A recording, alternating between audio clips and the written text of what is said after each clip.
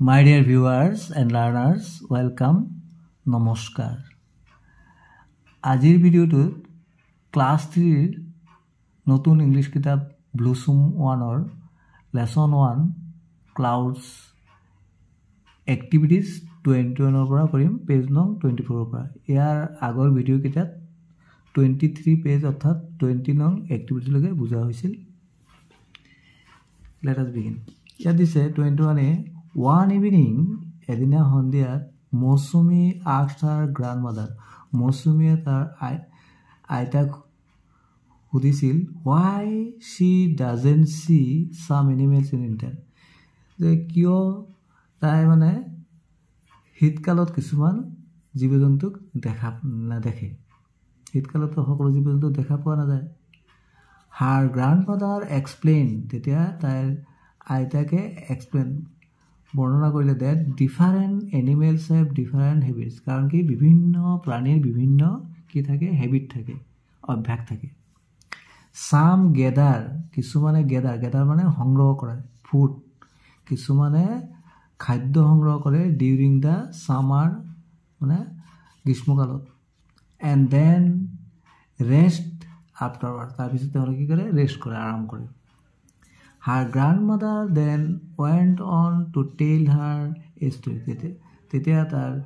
তাৰ grandmother মানে আইতাকে এটা সাধু ক'লে let's listen to the story আইতে আমি সাধুটো শুনো মৰমৰ ছাত্ৰ-ছাত্ৰীসকল সাধুটোৰ নাম আছিল the grasshopper and the ant মানে ফৰিং আৰু পৰুৱা তোমালোকে চোৱা এই যে দেখিছা পৰুৱাবিলাকে কি খাদ্য লৈ গৈ আছে সংগ্ৰহ কৰিবলৈ আৰু ফৰিংটোৱে কি কৰিছে গান গাই আছে হয় নাই তাৰমানে একো কৰা নাই পৰুৱাবিলাকে খাদ্য সংগ্ৰহ কৰি জমা কৰি ৰাখিছে ষ্ট'ৰ কৰি ৰাখিছে এটা সাধুটো চাওঁ এইটো সামাৰ এইটো আছিলে গ্ৰীষ্ম ঋতু বা গ্ৰীষ্মকাল এ গ্ৰাছহপাৰ ৱাজ ছিংগিং এটা ফৰিঙে কি কৰিছিলে গান গাইছিলে এণ্ড ডান্সিং আৰু নাচি আছিল ইন দ্য ৱাৰ্ম ছানশ্বাইন মানে সূৰ্যৰ পোহৰত তেতিয়া খুব গৰম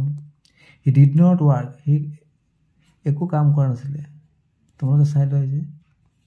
ফৰিংটোৱে গ্লাছৰ ওপৰত কি কৰিছে গান গাই আছে আৰু নাচ he made fun of the এণ্ডছ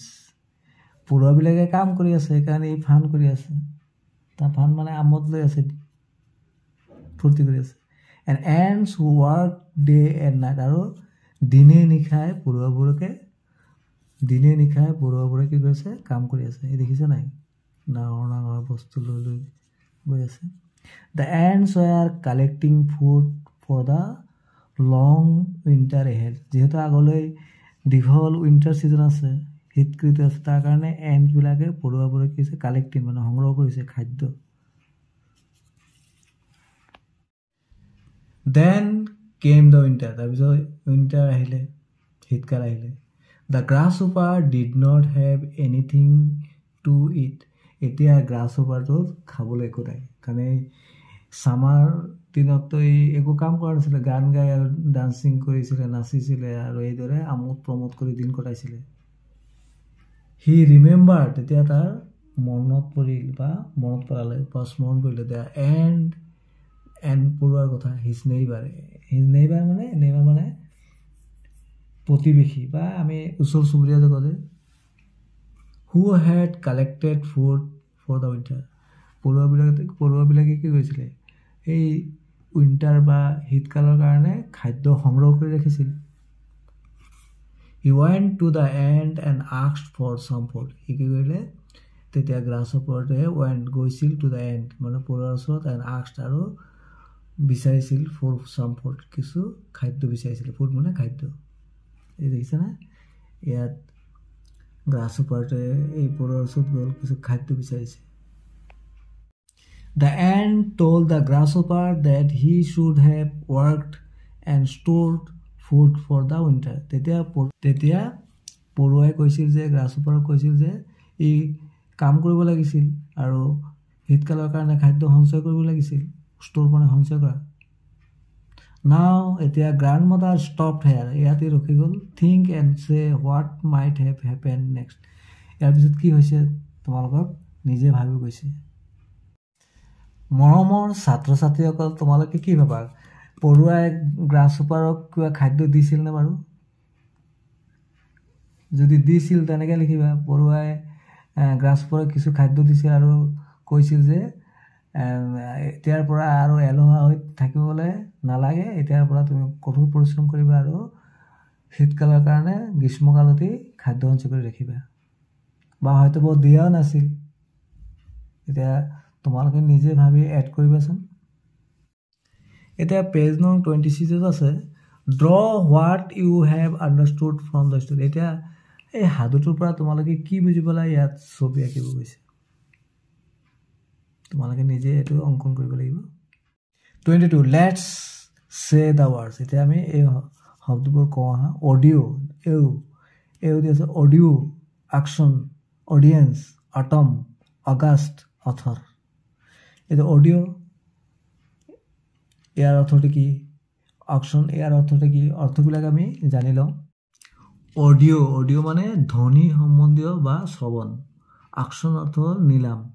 audience মানে শ্ৰোতা অথৰ মানে গ্ৰন্থকাৰ বা লিখক এই যে নাও এতিয়া আণ্ডাৰলাইন কৰি গৈছে এও ইন দ্য ৱৰ্ডছ বিলো এণ্ড ৰিড দেম এলাউড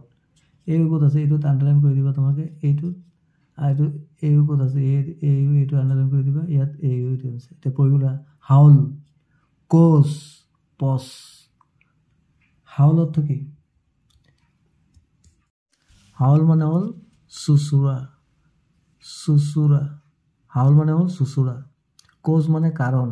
পচ মানে বিৰতি মানে সাময়িক বিৰতি আমি কেতিয়াবা টিভি চিভিত পচ বুলি আহে না বিৰতি মানে অলপ সাময়িক অকমানৰ কাৰণে বিৰতিত কি বোলে ৰখি যোৱাটো কি বুলি কয় পচ আমি যে এই সাধুটো পঢ়িলোঁ দ্য গ্ৰাছহপাৰ এণ্ড দ্য এণ্ট ইয়াৰ কিছুমান শব্দাৰ্থ আমি শিকি লওঁ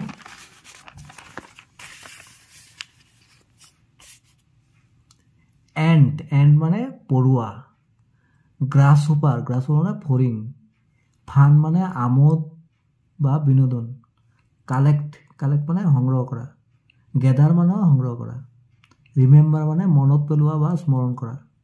নেইবাৰ মানে ওচৰ চুবুৰীয়া বা প্ৰতিবেশী থ্যাংকস ফৰ ৱাচিং ষ্টে কানেক্টেড মৰমৰ ছাত্ৰ ছাত্ৰীসকল ইয়াৰ পাছৰ ভিডিঅ'ত এই পাঠত থকা বাকী এক্টিভিটিসমূহ বুজাবলৈ যত্ন কৰা হ'ব কিপ ৱাচিং থেংক ইউ so much